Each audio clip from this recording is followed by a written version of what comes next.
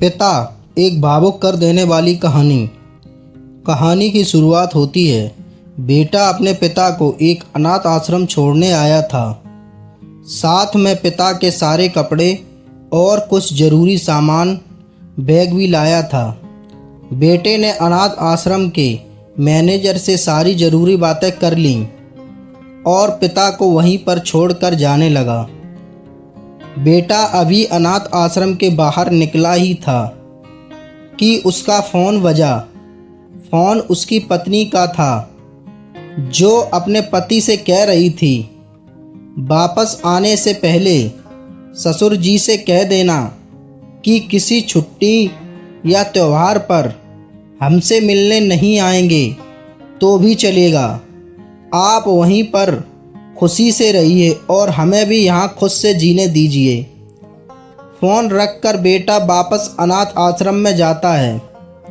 बेटे की नज़र अपने बूढ़े पिता पर पड़ती है, जो अनाथ आश्रम के मैनेजर से हंस हंस कर बातें कर रहे थे और काफ़ी खुश भी लग रहे थे।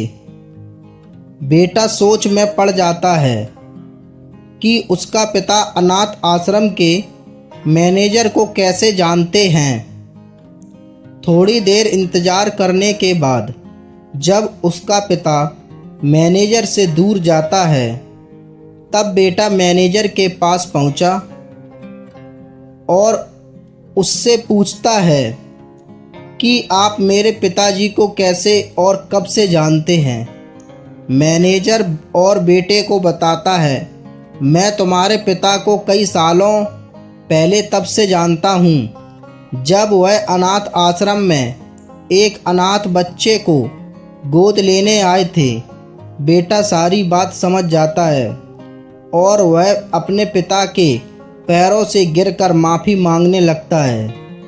दोस्तों, कुछ समझ में आया?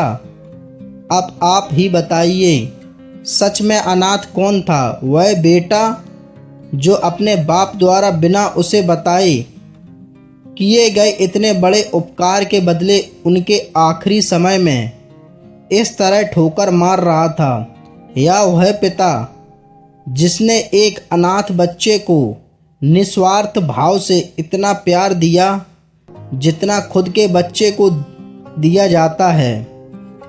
दोस्तों, अपने माता पिता की कदर करना सीखो, क्योंकि आप नहीं जानते होंगे कि उन्होंने आपसे क्या क्या छुपा रखा है।